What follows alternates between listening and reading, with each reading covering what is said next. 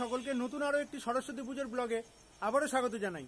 তো আজকের এই ভিডিওতে আমার বাড়ির পাশেই যোগনাথতলায় যেখানে গৌরাঙ্গনী মাতা হয় তার ঠিক পাশেই যে কুমোরটুলি রয়েছে সেই কুমোরটুলিতে এখন যাব এবং কুমোরটুলিতে বড় একটি প্রতিমার চোখ আঁকার ভিডিও তোমাদের দেখাবো, কীরকমভাবে প্রতিমার চোখ আঁকা হয় এবং সেই কুমোরটুলিতে বাদবাকি যে ছোট বড় মিশিয়ে সমস্ত সরস্বতী প্রতিমা আছে সেই সরস্বতী প্রতিমাগুলো কীরকম প্রস্তুতি চলছে, যেহেতু আর বেশি দিন বাকি নেই, সেটাই আজকের এই ভিডিওতে তোমাদের দেখাবো। তো স্কিপ না করে সম্পূর্ণ ভিডিওটা দেখতে থাকো।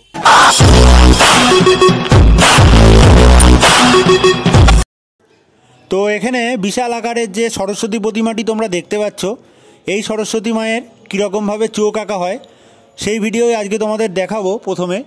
তো সম্পূর্ণ একদম প্রথম থেকে শেষ অবধি কীরকমভাবে প্রতিমার চোখ আঁকা হয় কুমোরটুলিতে সেটা তোমরা দেখতে থাকো এবং তারপরে এই কুমোরটুলিতে আরও যে বাদবাকি সরস্বতী প্রতিমাগুলো তৈরি হচ্ছে ছোট বড় মিলিয়ে সেই প্রতিমাগুলোও তোমাদের দেখাবো। তো স্কিপ না করে সম্পূর্ণ ভিডিওটা দেখতে থাকো।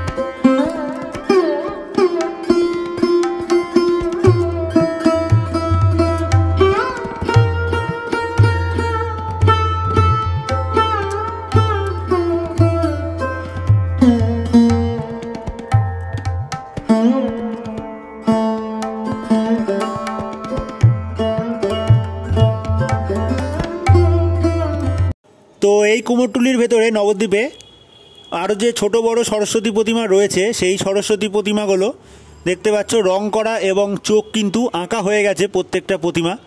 সারিবদ্ধভাবে দু সাইডে কিন্তু অনেক প্রতিমা রয়েছে স্কুলের এবং বাড়ির। তো সমস্ত প্রতিমা তোমরা দেখতে থাকো এবং দেখতেই পাচ্ছ কিন্তু যে ছোটোর মধ্যে যে প্রতিমাগুলো যেগুলো বাড়ির প্রতিমা এই প্রতিমাগুলো কিন্তু 2000 টাকা থেকে দাম শুরু।